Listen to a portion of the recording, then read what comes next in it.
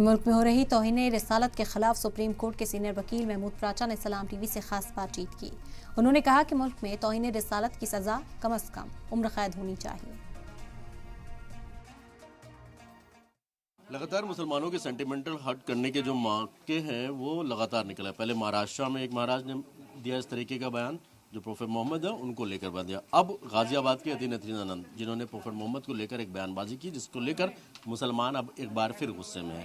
क्या ये साजिशन इस तरीके की बयानबाजियां चल रही हैं, किस तरीके से और लीगली क्या कार्रवाई बनती है? मेरे साथ इस वक्त महमूद प्राचा साहब हैं, सीनियर एडवोकेट है सुप्रीम कोर्ट के। ये जो बयान जो लगातार आ रहे हैं, पहले महाराष्ट्र में एक महाराज देते हैं आप प्रोफेट मोहम्मद के खिलाफ, उसके बाद भी अब ये यतीन है, लीगली क्या किस तरीके से इस केस को कैसे देखा जा सकता है? देखिए, कोई भी कानूनी कार्रवाई अगर अनलॉफुल एक्टिविटीज़ प्रिवेंशन एक्ट के तहत नहीं होती तो वो कानूनी कार्रवाई यति नरसिंहानंद जी और इनके पीछे जो ऑर्गेनाइज्ड गैंग है, जो ये एक अनलॉफुल जो इनकी असेंबली है और जो इनकी जो ये एक तरीके से टेररिस्ट गैंग है, उसको मदद करने का ही काम है। अगर सेक्शन 15 यूएपीए के अंदर टेररिस्ट एक्ट की डेफिनेशन है, उसमें ये पूरी तरीके से शामिल होते हैं। 18 जो है यूएपीए का वो कॉन्स्पिरेसी में शामिल है ये, क्योंकि एक ही तरह के बयान आप देखिए किस किस जगह से आ रहे हैं, भारत के अलग अलग हिस्सों में से आ रहे हैं।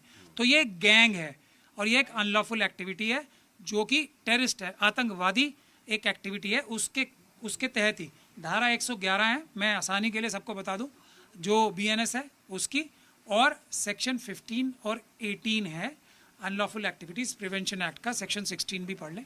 उसमें अगर एफआईआर होती है तो कराएं, वरना एफआईआर कराने से नुकसान होता है हम जैसे लोगों का, क्योंकि हम भी अगर एक जगह कहीं एफआईआर हो जाती है हल्की धाराओं में तो हमें बड़ी धाराओं में कराने में दिक्कत आती है, क्योंकि सुप्रीम कोर्ट ने इसमें गाइडलाइंस पास कर रखी हैं कि सारी की सारी एफआईआर मिक्स हो जाती हैं, एक जगह मर्ज हो जाती है। मंशा क्या नज़र आती है कि इस तरीके से एक खास कम्युनिटी को टारगेट करना?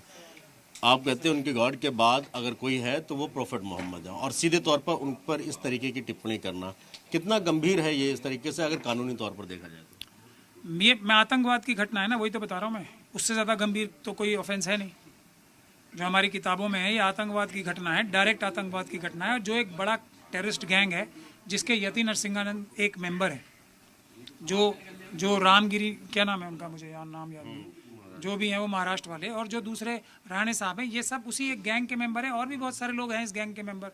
तो ये गैंग और इसकी जो एक साजिश है, आपराधिक साजिश जो है ना, उसके तहत इसका इन्वेस्टिगेशन होनी चाहिए। एक एक व्यक्ति को कम से कम उम्र कैद की सज़ा इसमें बनती है होना, और वही सज़ा के लिए हम लोग काम करना चाहिए।